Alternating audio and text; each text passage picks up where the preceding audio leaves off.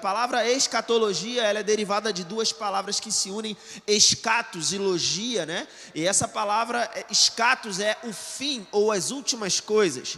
Então, escatologia seria, logia é o estudo ou a ciência que estuda algo. Biologia, ciência que estuda a vida.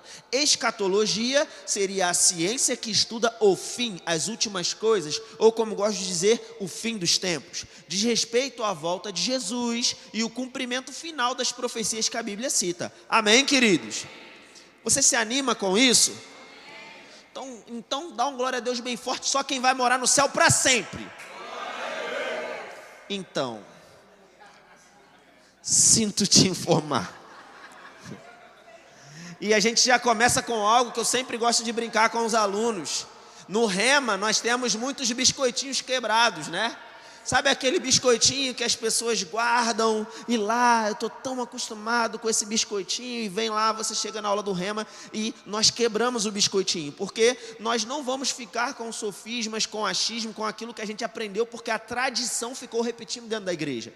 Nós vamos ficar com aquilo que apenas a palavra de Deus diz, porque Deus vela sobre a sua palavra para cumprir.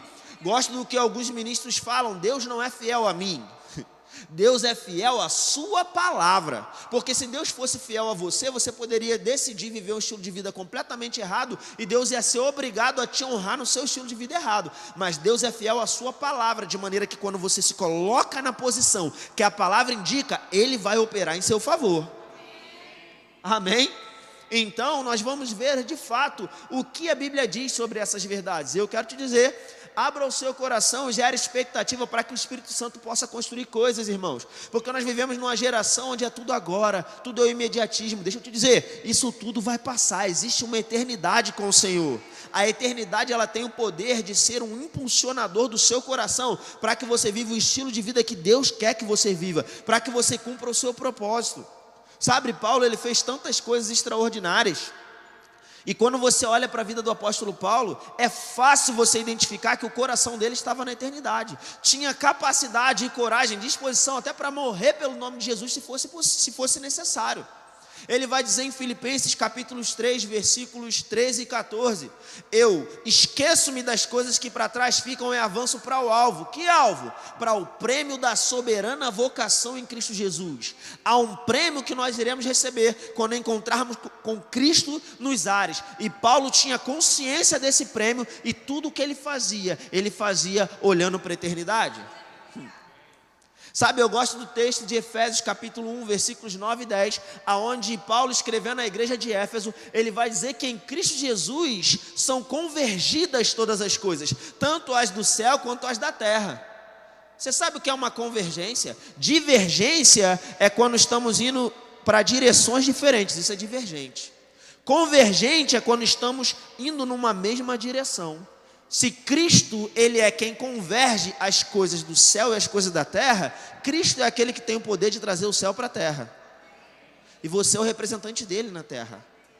Quando você começa a entender isso, você começa a entender o que você pode tocar. Como o diretor disse, não dá tempo da gente esgotar, nem mesmo uma introdução em 1 hora, mas eu quero só lançar uma semente no seu coração para que você gere expectativa, para que você possa aprender mais sobre esse assunto. Amém? Deixa eu te dizer, queridos, quando você entende a eternidade, você ancora o seu coração na eternidade, você pode tocar os poderes do mundo vindouro. Sabe, quando Jesus realizou algumas curas aqui na terra, em Mateus capítulo 8, versículos 16 e 17, se não me falha a memória, são esses dois versículos, mas depois a gente pode confirmar.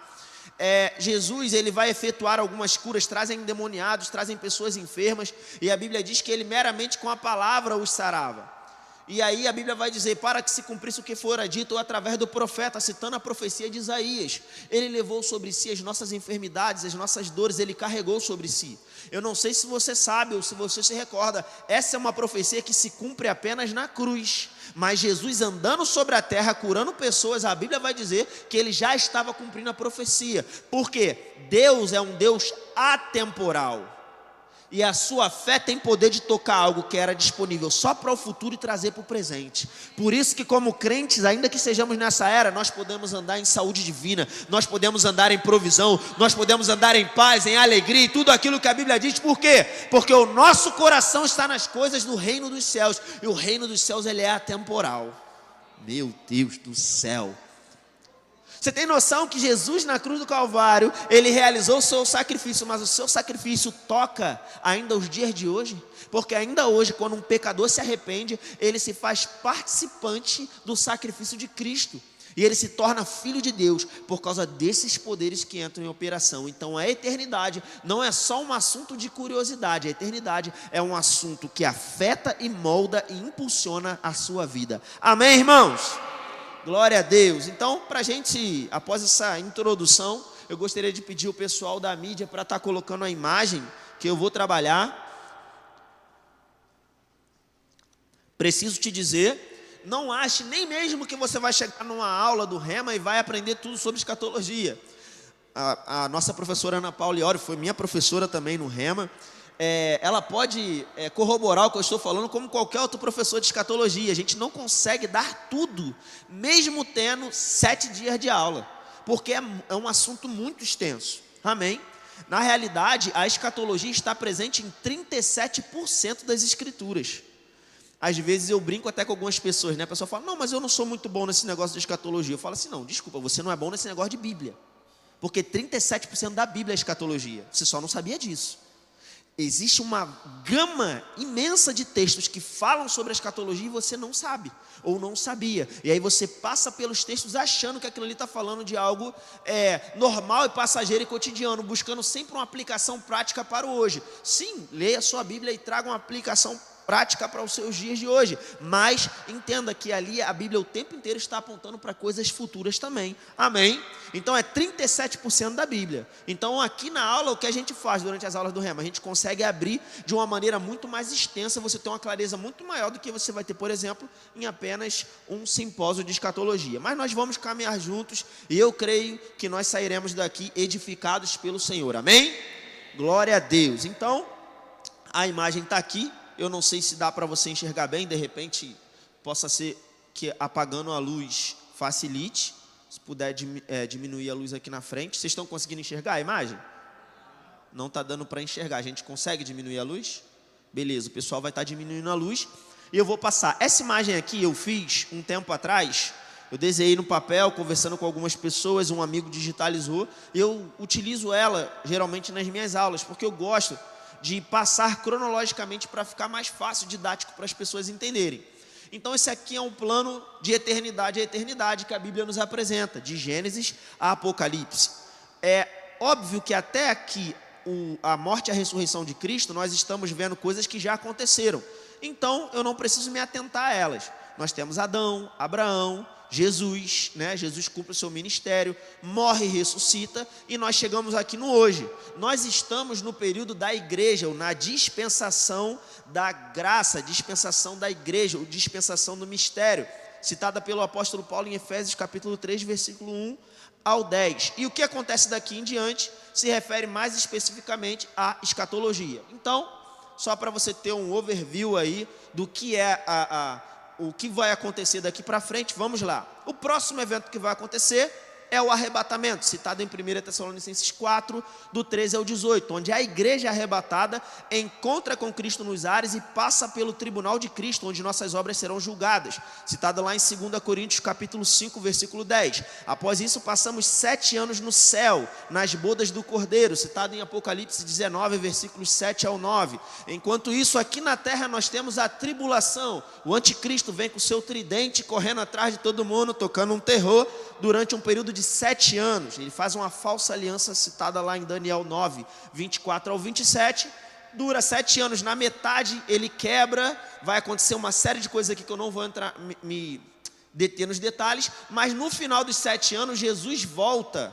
E quando ele volta, a igreja volta com ele. E o que vai acontecer? Primeiramente, nós temos a batalha do Armagedon, citada em Apocalipse capítulo 19, versículos 11 até o final do capítulo 19 de Apocalipse. Nesse momento, o falso profeta e o anticristo são presos, são jogados diretamente no lago de fogo. Jesus vence a batalha. Após ele vencer a batalha, nós temos o julgamento dos judeus e gentios que estão vivos, sobreviveram à tribulação, citado em Mateus capítulo 25, nas parábolas das virgens e na parábola do trono da glória. E aí o diabo é preso por 1000 anos, citado em Apocalipse 20, nos primeiros versículos. Após isso, nós temos uma diferença de dias, aproximadamente 45 dias, onde são ressuscitados agora os santos do Antigo Testamento: Abraão, Isaac, Jacó, Daniel. Nós vemos isso na referência de Daniel, capítulo 12, versículos 11 ao 13, e também Jó, capítulo 19, versículo 25 e 26. Jesus governa 1000 anos na terra. No final dos 1000 anos, nós estamos reinando com ele. O diabo é solto. Ele convence um monte de gente, mas desce fogo do céu, destrói todo mundo, e o diabo é jogado no lago de fogo. Isso é citado em Apocalipse capítulo 20, versículos 1 ao 10. No final, nós temos o julgamento do trono branco, Apocalipse capítulo 20, versículos 11 ao 15, onde são ressuscitados todos que morreram sem salvação, estavam no inferno, recebem o corpo e agora são jogados no lago de fogo. E no final, nós temos novos céus e nova terra, Apocalipse capítulos 21 e 22, aonde vai descer a nova Jerusalém, que a Bíblia cita que tem as ruas de ouro, e Deus virá morar na nova Jerusalém, na nova terra. Gosto de brincar, se você quer morar no céu para sempre, você vai morar lá sozinho, porque nem Deus vai morar no céu para sempre. A Bíblia diz que Deus virá morar na nova Jerusalém. Então, é isso, você já aprendeu tudo de escatologia, já pode voltar para casa. Molezinha. Tranquilinho. Dei munição para eles perguntarem para a gente no segundo tempo. Acho que eu estou começando a me arrepender. Brincadeira, pode tirar a imagem, pode acender a luz. E aí você pode olhar para mim com a cara que você está olhando agora, de assustado, como se você estivesse sendo assaltado. Fica tranquilo, tá tudo bem. Geralmente, quando eu estou ensinando na aula do Rema, na primeira aula eu já mostro isso aqui. Porque eu gosto de assustar as pessoas logo de cara, porque até o final a gente vai resolvendo o problema. Porque quando chega no final, se mostrasse isso tudo no final, eu acho que ia ser pior. Mas olha que interessante, queridos. Até hoje eu encontro com alunos, hoje mesmo me encontrei com a aluna, a nossa vice-diretora. Ela veio falar que quando ela olha para essa imagem, ela lembra de tudo. Ela fala: olha, não me pergunte os versículos, porque eu não vou gravar os versículos, mas eu lembro de tudo o que acontece ali, detalhe por detalhe. Olha que interessante. Então, nessas aulas, você vai receber clareza, você vai entender passo a passo todo esse projeto. Amém? Que não é a nossa missão em uma hora resolver tudo, mas eu fiquei com o desejo no coração de estar compartilhando com você algumas coisas. E o que isso muda na minha vida, Bruno? Muda muita coisa, queridos. O diabo tem roubado a oportunidade que a igreja tem de viver uma vida com o coração na eternidade. Por quê? Porque lança sofismas. Você vai morar no céu para sempre. Não, você não vai morar no céu para sempre. Nós temos uma eternidade, um futuro glorioso com o Senhor, amém? Nós seremos sim julgados, mas nós voltaremos para governar sobre a terra. Sabe, as pessoas criam um faz de conta. Não, nós vamos ficar numa rede balançando, cantando santo, santo, santo é o Senhor para sempre. Querido, é maravilhoso adorar e exaltar ao Senhor. Isso é maravilhoso. Porém, não é isso que Deus tem para a gente na eternidade. Há um trabalho, há um reino. Deixa eu te dizer, não tem como a eternidade ser inferior ao que nós estamos vivendo hoje. Mas as pessoas ficam muitas vezes com sofismas. Por quê? Porque eu não sei como vai ser, eu não faço ideia. Quando chegar no céu eu vou esquecer de todo mundo que eu amo, não vou lembrar de ninguém. Irmãos, não faz sentido. Mas, Bruno, se eu chegar no céu e lembrar das pessoas, eu vou ficar triste por causa das pessoas que foram no inferno. E no céu não vai ter tristeza. Irmão, deixa eu te dizer uma coisa. Jesus sabe ou não sabe que tem gente indo para o inferno? Ele sabe.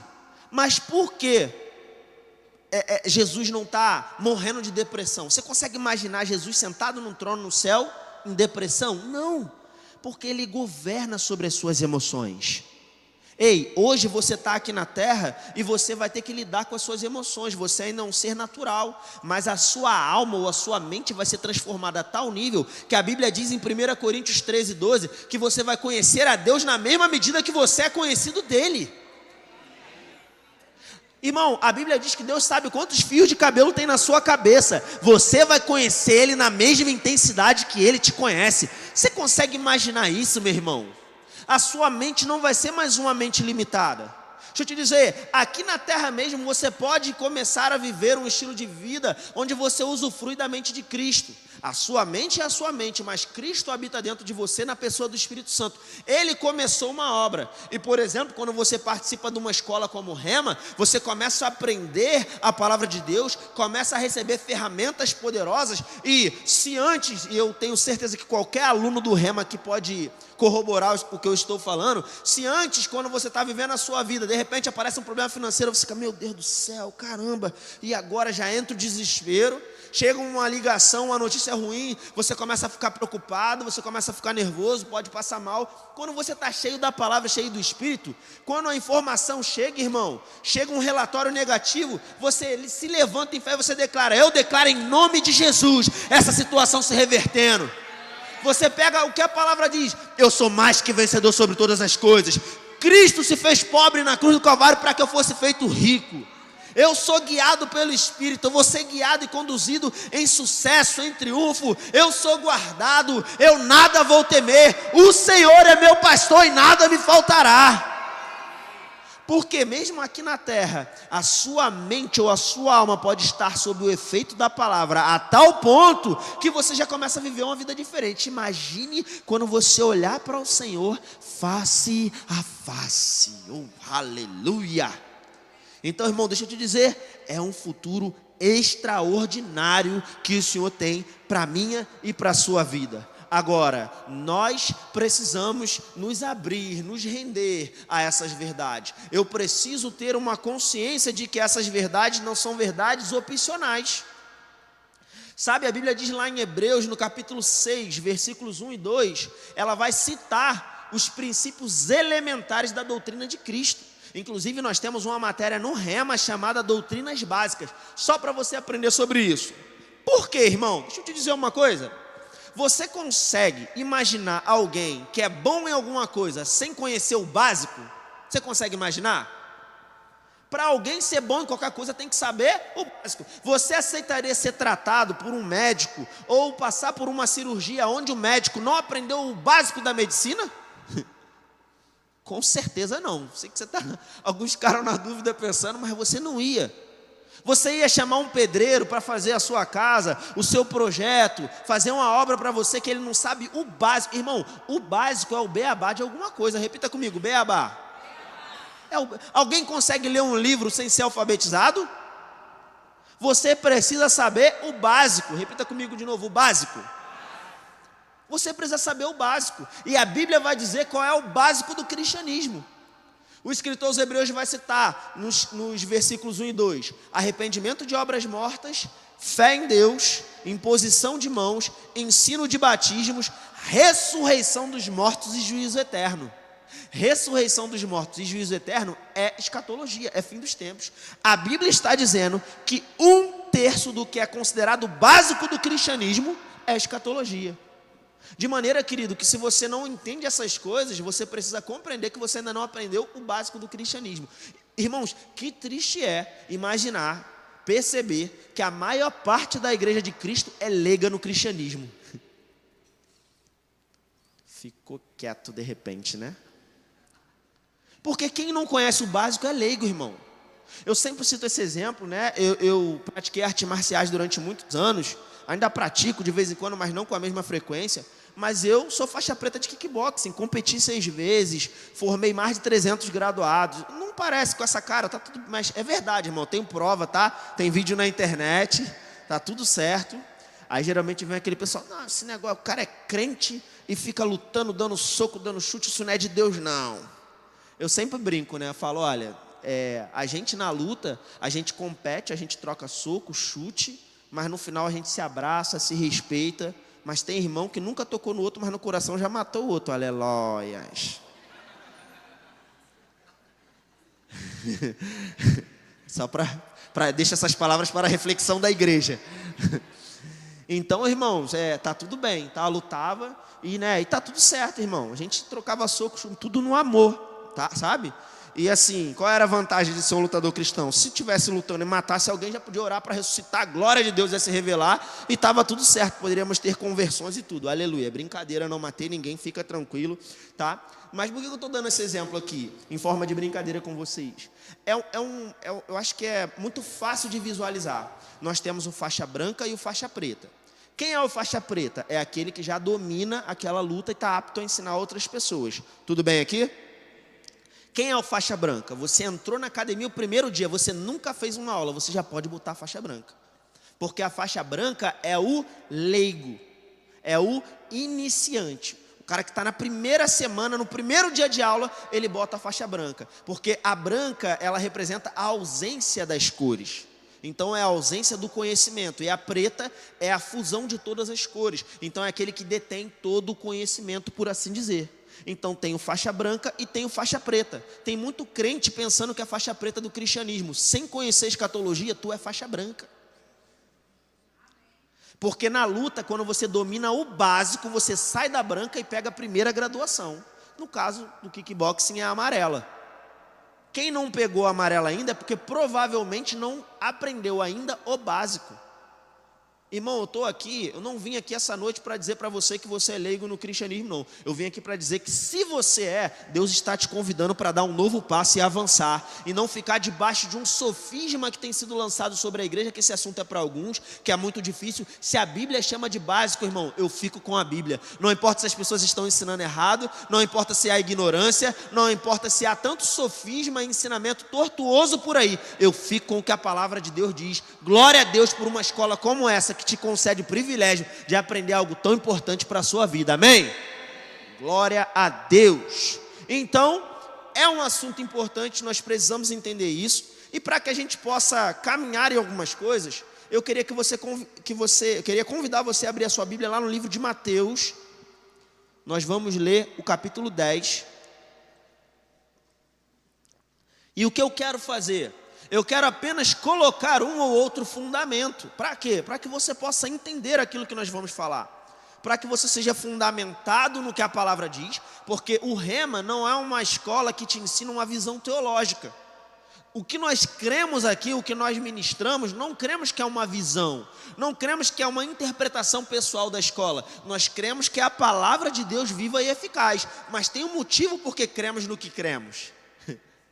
Há motivos claros, e são sobre esses fundamentos ou pilares é que nós caminhamos em tudo aquilo que nós cremos. Você vai ter oportunidade de fazer perguntas no segundo tempo e nós vamos te dar algumas respostas. É importante que você entenda por que estamos respondendo daquela forma.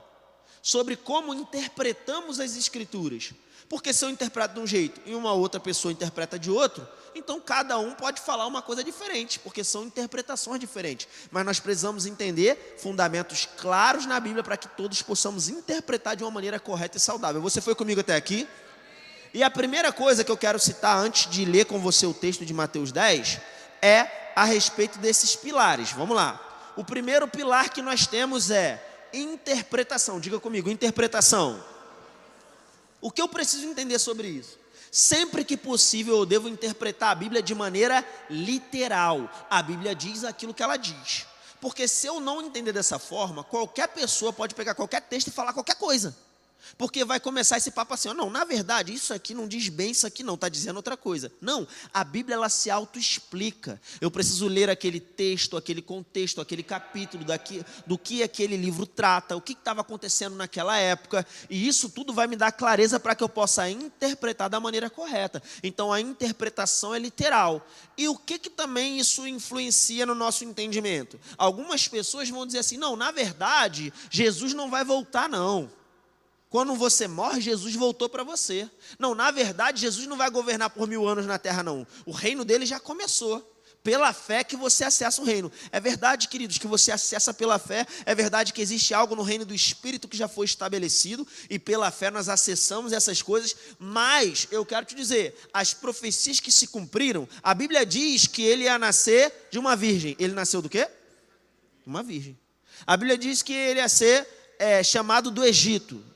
O que aconteceu quando ele nasceu? Herodes queria o matar, José foi avisado em sonho, eles foram para o Egito, ficaram no Egito, depois voltaram do Egito.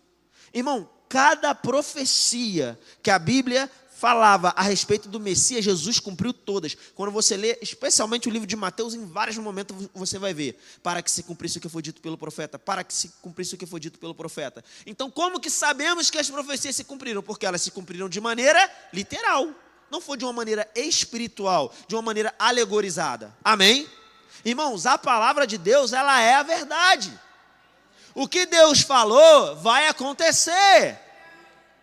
Sabe, eu acho interessante porque olhamos para algumas coisas, a ciência mesmo já tentou parar ou tentou tirar o crédito da palavra de Deus a qualquer custo. Durante muito tempo ficavam dizendo, não, porque a Bíblia diz lá no Gênesis que primeiro foi criado a luz e depois foi criado o sol, mas não tem como, o sol tem que ter sido criado primeiro.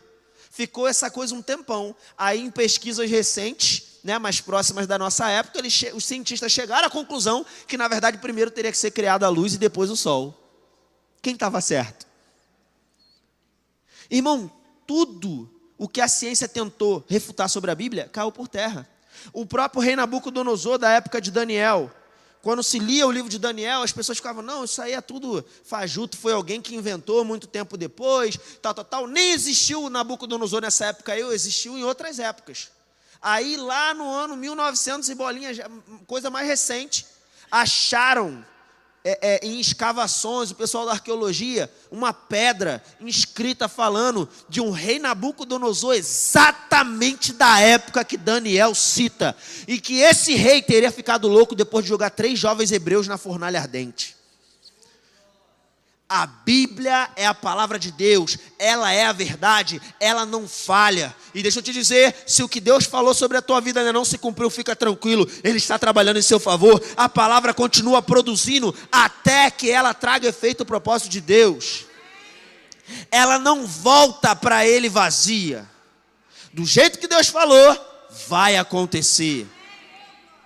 Irmãos, são tantas experiências. Eu gosto que certa vez um matemático comprovou que cientificamente falando ou matematicamente falando seria impossível. Só o próprio fato de Jesus Cristo, o homem, ter existido e a história nos provar isso já seria uma coisa inacreditável. Já seria dobrar a ciência. Seria impossível, com tantas profecias que tinha sobre o Messias, para que existisse um homem que cumprisse 8 das, 300 profecias, para ele cumprir 8, já seria matematicamente falando impossível. Só do fato de Jesus Cristo ter existido já mostra a mão de Deus trabalhando, cumprindo cada profecia. Agora, deixa eu te dizer, se essa Bíblia, se essa Sagrada Escritura falou tudo isso e acertou até aqui agora, você imagina o que ele fala para o futuro. Ei, vai chegar o dia que a trombeta vai soar, a gravidade vai perder o poder sobre nossos corpos e nós encontraremos com ele. Vai chegar o dia que os céus vão se rasgar em glória, o Rei da Majestade voltará para reinar sobre essa terra. Oh, aleluia! Então nós cremos em uma interpretação literal das Escrituras. O que a Bíblia diz, e nós aceitamos, não ficamos inventando. Agora, não paramos por aqui. Precisamos entender também que na Bíblia há 3 povos. Diga comigo, 3 povos. Quem são esses povos? Judeus, gentios e igreja. Quem são os judeus? São os descendentes de Abraão. Deixa eu te ajudar a se localizar aqui. Vocês lembram do personagem da Bíblia que aparece em Gênesis 12, Abraão? Abraão gerou a Isaac, Isaac gerou a Jacó. Jacó teve o nome mudado para Israel. Dali ele teve seus 12 filhos, que são as 12 tribos. E nós temos a nação de Israel. Então, nação de Israel, israelitas, judeus, hebreus, são nomes associados a Israel. Você foi comigo até aqui? Quem são os gentios? Todo mundo que não é judeu. Você é judeu? Se você não é judeu, você é gentio. O que é um gentio? Brasileiro. Brasileiro é gentio, americano é gentio. Todo mundo que não é judeu é gentio. Você foi comigo até aqui? Glória a Deus. Mas quando eu entreguei a vida para Jesus, eu deixei de ser gentio? Não. Você passou a ser igreja. Todo aquele que entrega a vida para Cristo se torna igreja. Mas deixa de ser gentio? Não. Só que hoje a sua cidadania espiritual é mais importante que a natural. Você é brasileiro, e às vezes os brasileiros são conhecidos em alguns lugares porque são preguiçosos e gostam de dar jeitinho. Mas você, antes de ser brasileiro, você é cidadão do reino, então você é trabalhador e você não dá jeitinho, você resolve as coisas da maneira correta. Você entende isso? Mas você continua sendo um gentio. E por que eu estou caminhando nessas coisas? Queridos, a maioria da confusão, a maior parte da confusão que tem na área da escatologia é simplesmente por não considerar isso. Pegam profecias que é para os judeus e aplicam para a igreja, e vice-versa. Vai ter confusão. Mas Deus quer nos deixar num lugar de segurança, amém? Eu estou te ensinando coisas que não servem só para você aprender escatologia, é para você entender a sua Bíblia. Você abre no livro de Mateus, a gente vai ler o capítulo 10. Vou te fazer uma pergunta simples, porque nesse contexto, Jesus vai dar instrução para os seus discípulos. É Jesus falando com os seus discípulos, ok? Pergunto para você, tudo que Deus ordenou aos seus discípulos, nós devemos obedecer, sim ou não? Tempo! Não, irmãos, não devemos. Nós precisamos entender o contexto em que está inserido. E eu vou te explicar algo simples aqui agora, tá? Mateus capítulo 10, você chegou lá? Versículo 1. Tendo chamado os seus 12 discípulos, deu-lhe Jesus autoridade sobre espíritos imundos para os expelir e para curar toda sorte de doenças e enfermidades. Aí ele vai citar o nome dos 12 aqui, e ele vai dizer lá no versículo 5. A estes 12 enviou Jesus, dando-lhes as seguintes instruções. Não tomeis rumo aos o quê, gente? Aos gentios, nem entreis em cidades samaritanos, mas de preferência procurai as ovelhas perdidas da casa de Israel. E à medida que seguirdes, pregai que está próximo o reino dos céus. Curai enfermos, ressuscitai mortos, purificai leprosos, expelir demônios, de graça recebestes, de graça dai. Dá uma paradinha aqui comigo. A instrução de Jesus era, pregue que o reino de Deus está chegando, mas pregue para todo mundo? Prega só para quem? Só para Israel. Se isso aqui tivesse valendo hoje, a gente não ia poder pregar para o gentio. Na verdade, a gente não ia poder nem estar aqui, porque a gente é gentio e não ia poder receber a palavra. Você conseguiu compreender o que eu acabei de dizer? Pode parecer que é qualquer coisa, mas não é. Se você não sabe discernir isso, qualquer pregador pode pegar qualquer texto da Bíblia e te convencer de qualquer coisa. Você precisa saber com quem o texto está falando. Nós temos uma diferença da nova para a antiga aliança. E essa é a terceira chave. A primeira chave é a interpretação, a segunda são os 3 povos da Bíblia, e a terceira é a dispensação, ou eu gosto de falar também sobre a aliança, a diferença da antiga para a nova aliança. E você está no livro de Mateus, vá comigo para o capítulo 28, por favor. Eu quero te mostrar um outro texto. Mateus capítulo 28.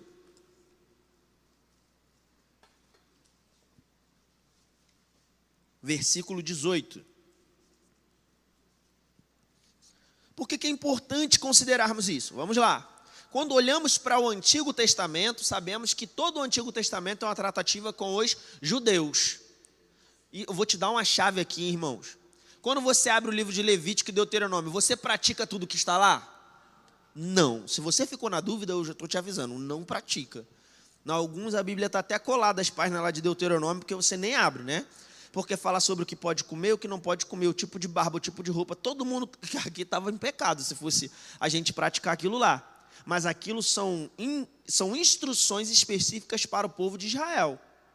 Cuidado quando alguém tenta estabelecer uma doutrina para você que é a igreja, baseado apenas em versículo do Antigo Testamento. Corra disso. O escritor aos Hebreus, no capítulo 10, versículo 1, ele vai dizer que as coisas do Antigo Testamento eram sombras que apontavam para os bens vindouros, que foi o que Cristo veio manifestar. Você tentar conhecer a Deus e se relacionar com Ele, estudando apenas o Antigo Testamento, é como você tentar conhecer alguém através apenas da sua sombra. Ah, então não devemos estudar o Antigo Testamento? É claro que devemos, é Bíblia. Mas precisamos saber nos localizar. Se você não sabe se localizar, você vai ficar com medo de fim dos tempos. Você vai pensar um monte de coisa torta. Não, porque quando chegar lá no céu, vai ter um telão que vai passar os pecados. Ai, meu Deus, socorro. Faz todo o sentido do mundo, irmão. Deus entregou Jesus na cruz para você ser filho dele, para o Espírito dele morar dentro de você, te fez nação santa, sacerdócio real, povo de propriedade exclusiva do Senhor, próspero, rico, sarado, para quê? Para chegar no céu e te humilhar no dia final. Faz todo o sentido do mundo, só que não, né?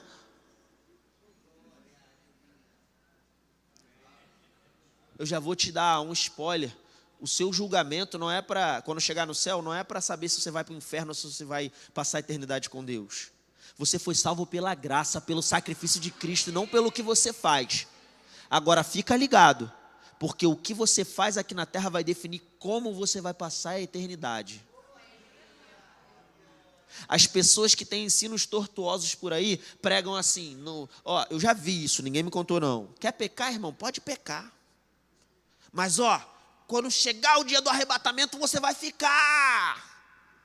Irmão, nós vamos ser arrebatados não é porque eu estou andando direitinho não. Se fosse por andar direitinho, você não ia e nem eu. Que você não atingiu a perfeição ainda. Nós vamos por causa da graça, porque o Espírito habita dentro de nós. Não entender a eternidade te coloca nesse lugar de perigo. E aí as pessoas ficam tentando usar moeda de troca. Então pode viver de qualquer forma? Não pode viver de qualquer forma não. Você foi salvo pela graça, não pelas obras, mas para boas obras. E você vai responder por elas diante daquele que tem os olhos como chama de fogo, que vai avaliar não só o que você fez, mas a motivação pela qual você fez o que fez. Amém, irmãos? Então, essas verdades vão nos deixar no lugar de segurança. Mas, como eu estava dizendo, a gente precisa se localizar. O Antigo Testamento diz respeito aos judeus, de maneira geral. Mas quando passamos para o Novo Testamento, já começa a tratativa com a igreja? Não, porque tinha um ministério de Cristo. A nova aliança é baseada no sangue de quem, gente? De Jesus. E quando começa os evangelhos, Jesus já morreu? Não. A morte de Jesus, sua crucificação e sua ressurreição são dadas no final dos evangelhos. Então existe uma grande diferença. Por isso que eu preciso considerar os textos. O que Jesus falou é importante? É claro, irmão. Jesus veio revelar a vontade de Deus. Ele veio nos trazer coisas importantes, ensinamentos preciosos. Porém, eu preciso ter esse filtro. Você abriu em Mateus 28? Versículo 18. Qual é a diferença de ler esse texto aqui para o outro que a gente leu? Aqui Jesus já morreu e já ressuscitou. Então já inaugurou a nova aliança. Amém?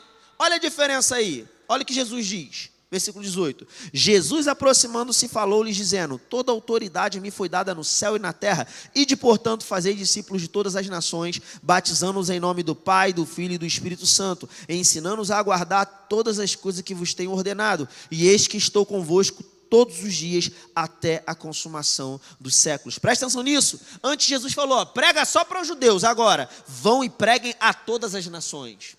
Você não precisa abrir, mas em Marcos 16:15 ele vai dizer: ide por todo mundo e pregai o evangelho a toda criatura. Então, antes de Jesus morrer e ressuscitar, tinha um padrão: prega só para os judeus. Mas depois dele morrer e ressuscitar, tem outro padrão: prega agora para todos.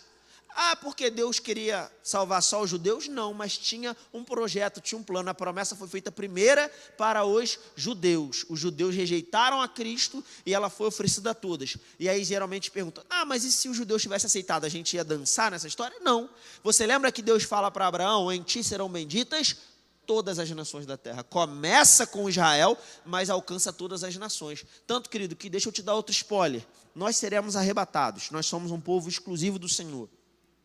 Durante a tribulação, a nação de Israel vai passar por um grande arrependimento e serão salvos. As próprias cartas falam isso. Paulo escreveu na igreja de Roma, aos romanos, ele vai dizer lá no capítulo 11 que vai chegar o dia que todo Israel vai ser salvo.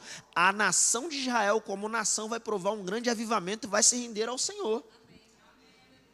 E quando Jesus voltar, eles vão ser exaltados como nação sobre todas as outras nações da terra. Então começa de Israel e alcança todas as nações. E a gente? A gente furou a fila, os últimos se tornaram os primeiros e nós vamos reinar com Cristo. Você não é pouca coisa não, meu irmão. Amém? Aleluia. Então, são coisas importantes nós aprendermos a localizar quando estamos estudando as Escrituras. Volto a dizer, isso não é uma questão apenas de escatologia e de fim dos tempos. É uma questão de entender a Bíblia, de quem você é, se localizar nas Sagradas Escrituras. Amém? Você foi comigo até aqui? Para a gente começar a encerrar, vá comigo para Efésios, capítulo 3, por favor.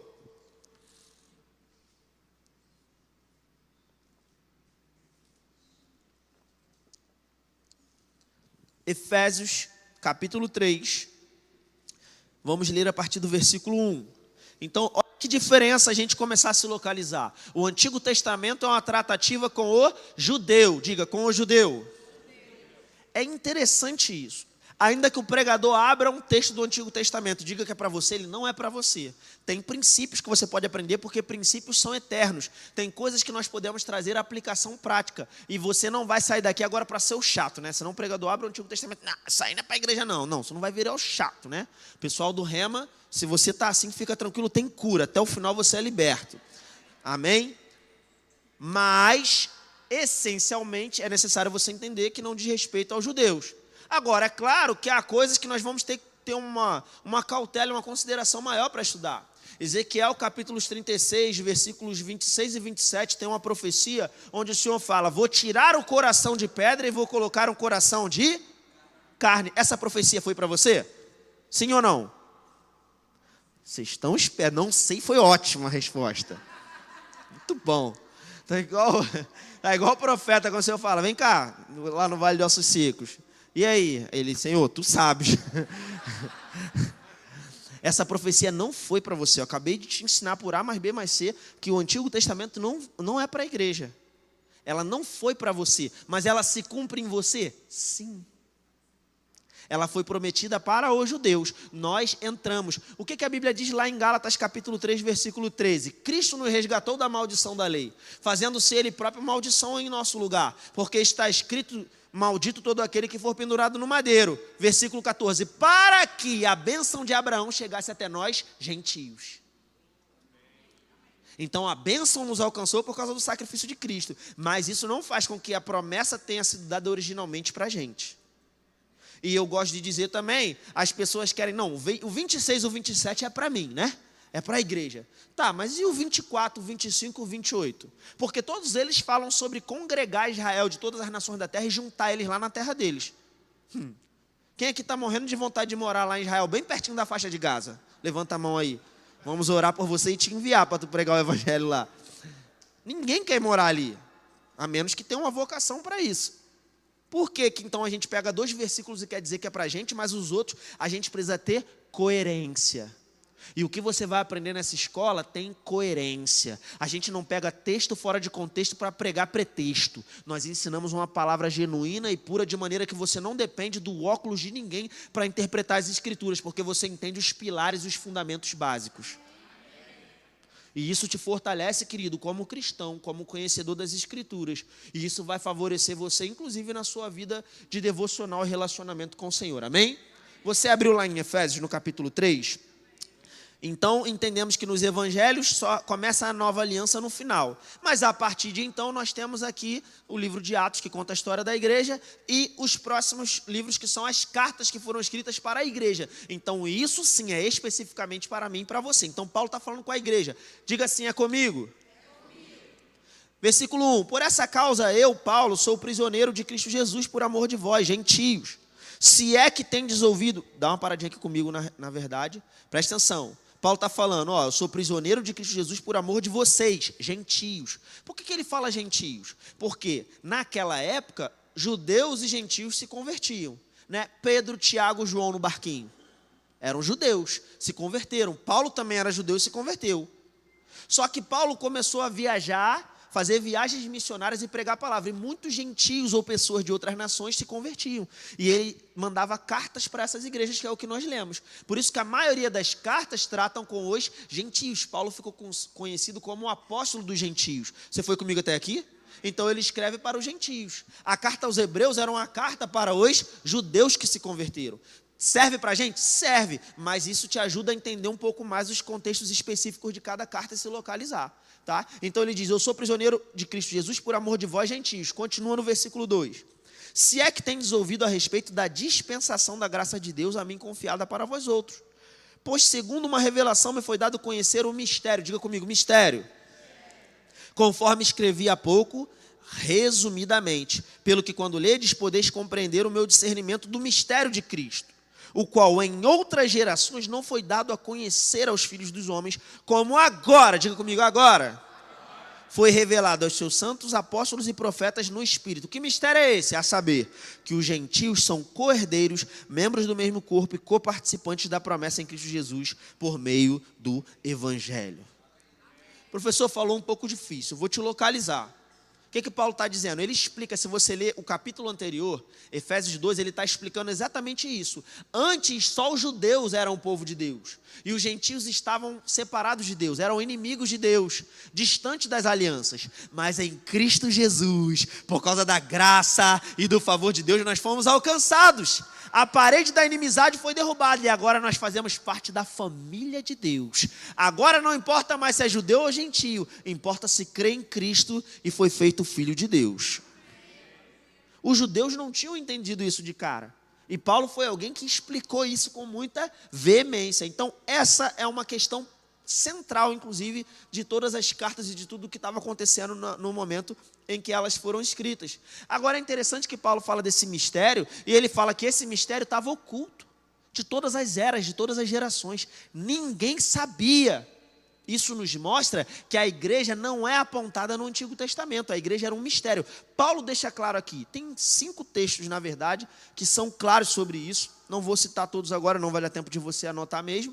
Mas se você quiser, depois você me procura no final. Paulo vai falar isso aqui, tanto para os Efésios, mas 1 Coríntios ele fala sobre isso. Romanos ele fala sobre isso. Colossenses e o apóstolo Pedro também toca no assunto. São 5 textos claros que mostram que era um mistério no Antigo Testamento. Só foi revelado agora. E os profetas do Antigo Testamento, eles enxergavam isso? Não. Abra comigo a sua Bíblia lá em Isaías 9, por favor.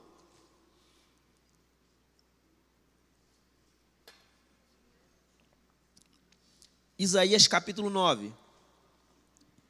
Isaías é conhecido como profeta messiânico, ele aponta muito para o Messias. E ele fala mais do que Jesus vai fazer na sua próxima vinda do que ele já fez na primeira. Importante considerar isso. Isaías capítulo 9, você chegou lá?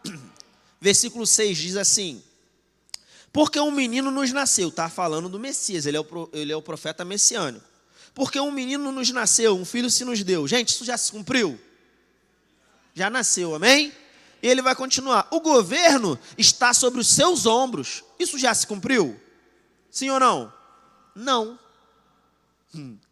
Por que não? O contexto vai nos mostrar. Vamos continuar lendo.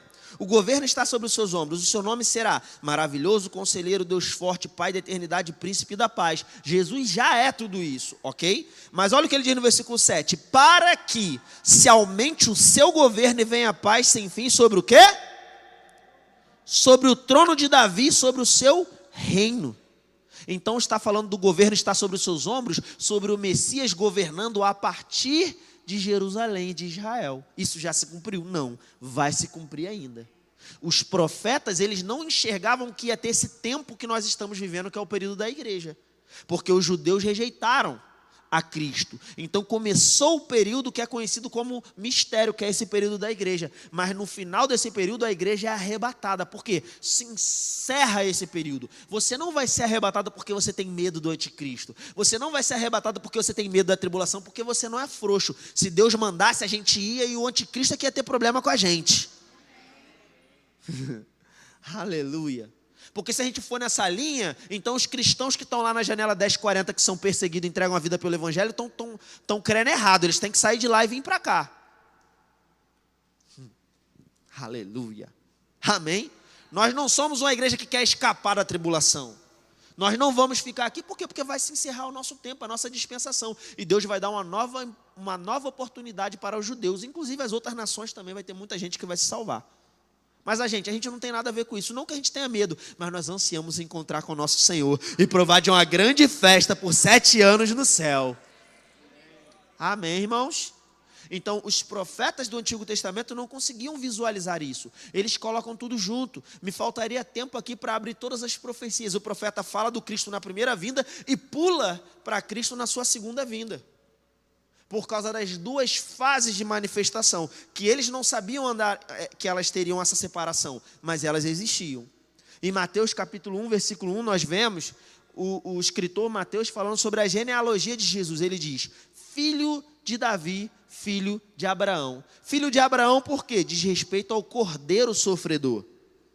Sobre ele vir morrer pelos nossos pecados, cumprir a expiação, tem a ver com a salvação. Você vai lembrar que em Gênesis capítulo 22, Abraão, ele está lá a ponto de sacrificar o seu filho, e o anjo fala, não, Abraão, não precisa. Quando você vai para o livro de Hebreus, no capítulo 11, o escritor aos Hebreus diz que no seu coração, Abraão já tinha oferecido seu filho em sacrifício, porque ele cria que Deus era poderoso até mesmo para o ressuscitar dentre os mortos, pelo que figuradamente ele o fez. Então, quando Abraão estava para sacrificar o seu filho, apareceu o quê? Um cordeiro, um tipo de Cristo mostrando, o homem não precisa morrer. Deus providenciou um cordeiro para morrer no meu e no seu lugar, amém? Então ele, como filho de Abraão, mostra o aspecto da salvação, o aspecto do cordeiro sofredor, mas não para aí. Coloca também como filho de Davi. Ele veio como cordeiro, irmão, mas ele vai voltar como leão da tribo de Judá, oh, aleluia.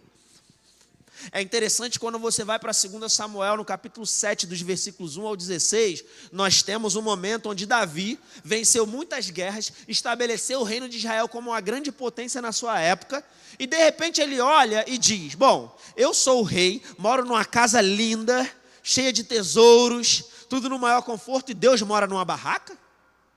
Porque desde Moisés foi criado um tabernáculo que era montado e desmontado para andar pelo deserto. Mas agora não precisava, eles já tinham tomado a terra, estabelecido um reino poderoso. O reinado de Davi foi uma grande potência mundial daquela época. E aí como é que fica agora? Davi, não, peraí, eu sou um exímio adorador, eu honro a presença de Deus. Eu não posso morar num palácio e Deus morar numa barraca. Vou fazer um palácio para Deus também. Mas aí Deus manda o profeta ir lá falar com Davi. Davi, tu não vai poder fazer casa para mim não, Davi.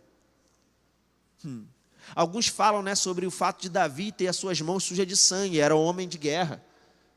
Mas o fato é que o profeta fala, Davi, você não vai poder construir casa para o Senhor. Quem vai fazer casa para o Senhor é o teu filho. Quem é o filho de Davi que construiu casa para o Senhor? Quem? Errou. Você errou, não foi Salomão. A profecia diz, Davi, quando o profeta leva a mensagem para Davi, ele fala, Davi, eu sou Deus, eu criei o céu e a terra. Onde você estava quando eu criei o céu e a terra? Davi, eu não moro em templos feitos por mãos humanas.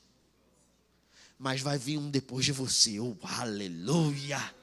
Ele vai estabelecer casa para mim. E o reino dele será eterno. Quem é o filho de Davi que estabelece casa para o Senhor, o seu reino é eterno? Por isso ele é chamado filho de Davi. Essa casa somos eu e você. Porque Deus poderia morar em qualquer lugar. E escolheu morar dentro de mim e dentro de você. Oh, aleluia! Por isso quando você vê alguém dizendo, durante o ministério de Jesus, filho de Davi, o que ele está reconhecendo? Você é o Messias. Você é aquele que foi prometido. Você é aquele que iria estabelecer um reinado. E um reinado eterno. Amém? Você consegue perceber? Toda a Escritura aponta para uma mesma direção.